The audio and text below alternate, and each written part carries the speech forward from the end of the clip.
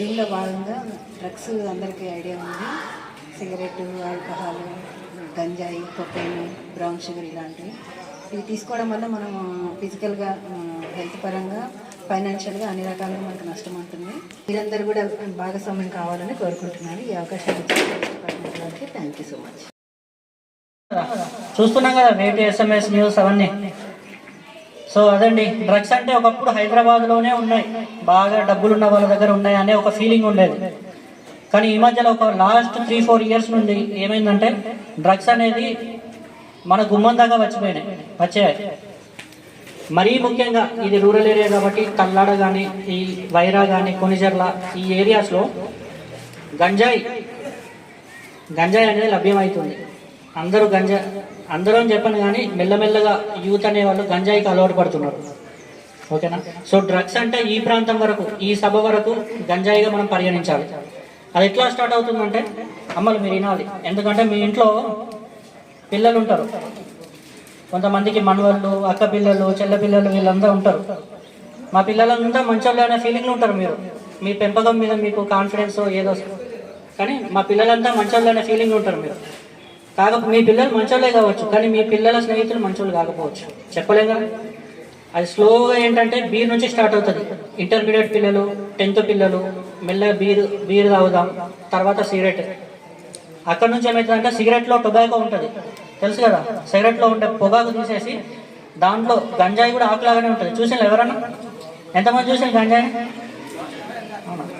ఎట్లా మరి వాళ్ళు చెప్పలే కదా. ఇప్పుడు పిల్లల్లో ఏర్పడే ఏంటంటే చేంజెస్, వాళ్ళ బిహేవియర్లో చేంజెస్, ఎక్కువగా ఏంటి, చదువు మీద ఆసక్తి లేకపోవడం కానీ, కళ్ళు ఎర్రగా కావడం కానీ, ఎక్కువసేపు నిద్రపోవడం కానీ, లేకపోతే డబ్బులు ఎక్కువగా అడగడం మన ఇంటి దగ్గర, లేకపోతే చిన్న చిన్న దొంగతనాలకు పాల్పడడం, ఇట్లాంటివన్నీ చేస్తూ ఉంటారు అన్నమాట పిల్లలు అలవాటు పడ్డప్పుడు.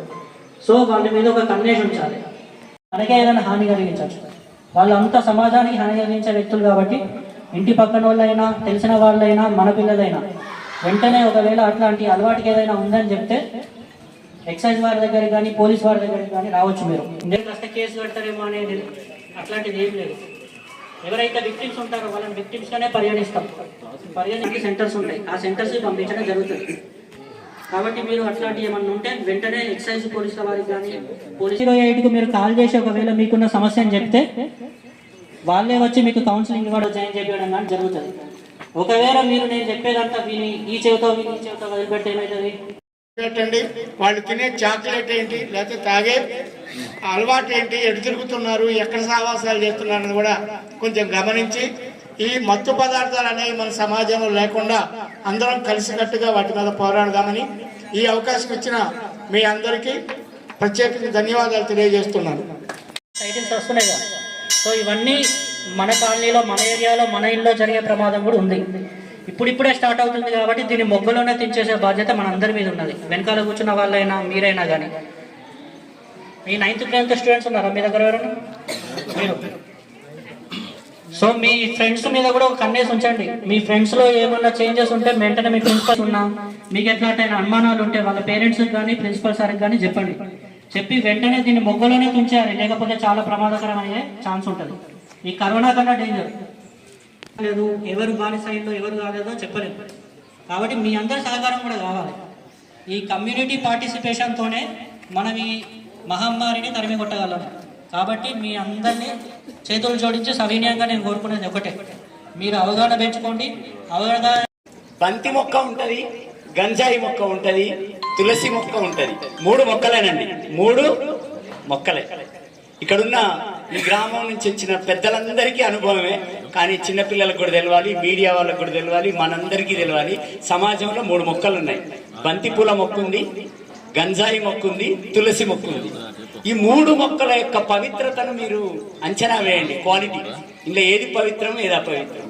2 పవిత్రంగా కనిపిస్తాయి, బంతి పూలు కానీ, మన తులసి మొక్క కానీ. మరి ఒకటి అపవిత్రం ఉంది, దాన్ని కూడా డిఫరెన్షియేట్ చేయాలి. అదే గంజాయి మొక్క. నేను ఎందుకు మరి బంతి పూల మొక్కతోటి, తులసి మొక్కతోటి గంజాయిని పోల్చానంటే, మా మేడం గారు, సార్లకి అందరికీ తెలుసు, గంజాయి మొక్క బంతి పూల మొక్కను పోలి ఉంటుంది, దానికి దగ్గరగా ఉంటుంది. వాళ్ళు పట్టుకున్న ప్రతిసారి కూడా మేము ఇది అనుకొని పెంచలేదు సార్, ఇది మాకు ఎవరు తెచ్చేశారు సార్ అని అమాయకంగా ఆ రైతు చెప్తారు. ఒక రైతు ఎవరైనా కానీ ఒక రైతు మాకు ఇది మేము బంతిపూలే అనుకున్నాం సార్ అని చెప్తారు. కానీ తెలియకుండానే అది మొక్కజొన్న చేనులోనో మిరప చేనులోనో లేదా ఇంకో పూల తోటలోనో అది పెరుగుతూనే ఉంటుంది, మిక్స్డ్ క్రాప్గా పెరుగుతుంది. కాబట్టి అలాంటి మిక్స్డ్ క్రాప్గా వేసి మీరు ఎప్పుడు చట్టానికి విరుద్ధంగా పోవద్దనేది మా సందేశం. మీరు చట్ట విరుద్ధమైన పనులు చేయొద్దనేది ఇక్కడ ఈగిల్ టీంలో వచ్చిన అధికారులు కానీ సివిల్ అధికారులకు కానీ ప్రజాప్రతినిధులు కానీ మాజీ ప్రజాప్రతినిధులు కానీ మా అందరి ద్వారా చెప్పేది ఏంటంటే సమాజానికి, అట్లాగే ఈ గ్రామం నుంచి కొంతమంది టీచర్లు ఉంటారు, ఈ గ్రామం నుంచి కొంతమంది ఉద్యోగస్తులు ఉంటారు, ఈ గ్రామం నుంచి కొంతమంది వ్యాపారులు ఉంటారు, రకరకాల ప్రజాప్రతినిధులు ఉంటారు. ఇంతమందిలో కూడా మీరు మంచి వృత్తిని ఎంచుకుంటారన్న నమ్మకంతో మీకు ఇది ఒక మోటివేషనల్ క్లాస్ రావాలి, వచ్చే వరకు వెయిట్ చేయాలి. ఇది పిల్లలకు చెప్పేటువంటి సందేశం. మన ఎస్ఐ గారు ఉన్నారు, ఒక స్ఫూర్తిదాయకమైన కార్యక్రమంగా తీర్చిదిద్దినందుకు ఆ టీం అందరికి కూడా అభినందనలు, ధన్యవాదాలు తెలియజేస్తూ మాకు ఈ అవకాశం ఇచ్చినందుకు, సమాజంలో మనమందరం కూడా ఎలాంటి డ్రగ్స్, బ్రౌన్ షుగర్, చాక్లెట్, మత్తు పదార్థాలు ఏవి అయినా కూడా నివారించడంలో మన వంతు పాత్ర పోషిద్దాం. డాక్టర్ గారు చెప్పినట్టుగా నాకు తెలిసి డాక్టర్ గారికి నాకైతే ఇప్పటి వరకు కూడా ఎలాంటి దురలవాట్లు లేవు. నేను నమ్మకంగా చెప్తాను, ఎందుకంటే తెలుసు ఒక ఆల్కహాల్ వల్ల మన కాలేయం ఎలా అవుతుంది, మన జీర్ణ వ్యవస్థ ఎలా, డైజెస్టివ్ సిస్టమ్ ఎలా అవుతుంది అన్ని సార్ కొంచెం నాకు కొంచెం తెలుసు. అన్నారగూడెంలో డ్రగ్స్ రహిత అన్నారగూడెం చేయాలన్న ఉద్దేశం మనందరికీ కలిగి మనం దానిలో భాగస్వాములై మనకి ఏ చిన్న విషయం తెలిసినా కానీ దాన్ని పోలీస్ డిపార్ట్మెంట్కి తెలియజేయాల్సినటువంటి అవసరం ఉంది. ఎందుకంటే మన ఎస్ఐ గారు కూడా ఎవరి వ్యవహారాన్ని వాళ్ళ దగ్గరే ఉంచే వ్యక్తి కాబట్టి దాన్ని ఏం బయటకు లీక్ చేయకుండా వాళ్ళ చర్యలు వాళ్ళ చట్ట ప్రకారం ఏం తీసుకోవాలో దాన్ని తీసుకుంటారు. అందుకని ఈ కార్యక్రమానికి ఇచ్చేసిన మీ అందరికీ ఈగల్ టీం వారు కూడా ప్రత్యేకమైన ధన్యవాదాలు. ఈ కార్యక్రమాన్ని ఏర్పాటు చేసినందుకు ఎస్ఐ గారు కూడా అభినందనలు తెలియజేస్తూ ఈ కార్యక్రమానికి మీరందరూ వచ్చినందుకు మీకు కూడా అభినందనలు తెలియజేస్తాం. అంటే వాళ్ళని మంచి మార్గం వైపు, మంచి వాళ్ళను జనజీవన సమంతిలోకి తీసుకొచ్చి నక్సల్ లేకుండా, నక్సల్ రహిత రాష్ట్రంగా ఎలాగైతే చేసుకున్నామో అలాగే డ్రగ్స్ ఫ్రీ తెలంగాణ అని మన సీఎం గారి లక్ష్యం. దాంట్లో భాగంగానే మీరు వెళ్ళి ప్రతి గ్రామంలో వాళ్ళకి అవగాహన కల్పించాలి, ఎడ్యుకేట్ చేయాలని చెప్పారు. అయితే వీళ్ళు చెప్పేదాన్ని బట్టి అయితే అది సక్సెస్ఫుల్ అనిపిస్తున్నది. ఇంకా మాకు చెప్పే అవసరం అయితే ఏం లేదు. అయినా కూడా 2 ముక్కలు అండి, మేము వచ్చినందుకు అంత దూరం నుంచి మాట్లాడాలి కాబట్టి. ఇది దీంట్లో మెయిన్ అంటే ఏ చెడు వ్యసనమైనా కూడా నాకు తెలిసినంత వరకు బాధపడేది ఒకవేళ మగవాడు తాగినా ఇంట్లోకి ఆడవాళ్ళకి గృహహింస, కొట్టడం ఇట్లాంటివి ఉంటుంది. అదే ఈ డ్రగ్స్ అలవాటైనా కూడా మళ్ళీ వాళ్ళ బాధితులు ఎవరు? నెక్స్ట్ టార్గెట్ ఆడపిల్లలే. మేము చూస్తాం కదమ్మా, చాలామంది వాళ్ళు చూస్తే మళ్ళీ నెక్స్ట్ వాళ్ళ బాధితులు ఆడపిల్లలు. 1908 టోల్ ఫ్రీ నంబర్ అండి. ఆ డీటెయిల్స్ చెప్పనవసరం పని లేదు. కాకపోతే సమాచారం ఇప్పుడు దాన్ని కూడా మిస్యూజ్ చేస్తున్నారు. దయచేసి చేయకండి, పడని వాళ్ళకు చెప్తున్నారు, అది అట్లా కాదు. కొంచెం యూజ్ చేసుకోండి. ఎందుకంటే మాకు చాలా, మేము అక్కడి నుంచి హైదరాబాద్ నుండి రావాల్సి ఉంటుంది, చాలా ఖర్చు ఉంటుంది ప్రభుత్వానికి కూడా. కాబట్టి దానికి సరైన సక్రమంగా యూజ్ చేసుకోండి. ఎవరైనా కూడా ఇన్ కేస్ మారిన, ఇప్పుడు అలవాటు అయింది, ఓకే, ఎట్లా అలవాటు అవుతుంది ఏంటిది అనేది అది పెద్ద అలవాటు అయినా కూడా మారడం నో ప్రాబ్లం. ఒకవేళ ఆయన మారడానికి రిహాబిలిటేషన్ సెంటర్లు కూడా ఉన్నాయి. మన గవర్నమెంట్, ఇప్పుడు వచ్చిన గవర్నమెంట్ ప్రతి జిల్లా కేంద్రంలో రిహాబిలిటేషన్ సెంటర్ పెట్టింది, ఇచ్చి మారుస్తారు. మీరేం కాకండి. కాబట్టి ఉంటే ఎవరైనా ఇంట్లో కానీ వాళ్ళు తెలిసిన వాళ్ళు ఉన్నా కూడా చేయండి. రెండోది ఇంకొకటి ఏంటంటే, ఇక్కడ దగ్గర కాబట్టి కల్టివేషన్ చేసి ఏదో డబ్బులు సంపాదించుకుంటామంటే కుదరదండి. వాళ్ళ కనుక ఈ ఆస్తులు దాని ద్వారా వచ్చినాయి అని అంటే వాళ్ళ వాహనాలు, వాళ్ళు భూములు కొనుక్కున్నా, బంగారం కొనుక్కున్నా కూడా జప్తు అవుతుందండి. జాగ్రత్తగా ఉండాలి.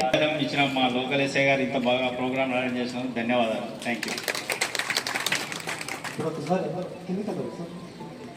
ప్రతిజ్ఞ. నేను మాదక ద్రవ్యాలపై జరుగుతున్న పోరాటంలో క్రియాశీల భాగస్వామిని అవుతానని నాతో పాటు ఏ ఒక్కరు డ్రగ్స్ బారిన పడకుండా ఉండడానికి కృషి చేస్తానని, డ్రగ్స్ రహిత సమాజమే లక్ష్యంగా సాగుతున్న తెలంగాణ ప్రభుత్వ సంకల్పంలో భాగస్వామిని అవుతానని ప్రతిజ్ఞ చేయుచున్నాను.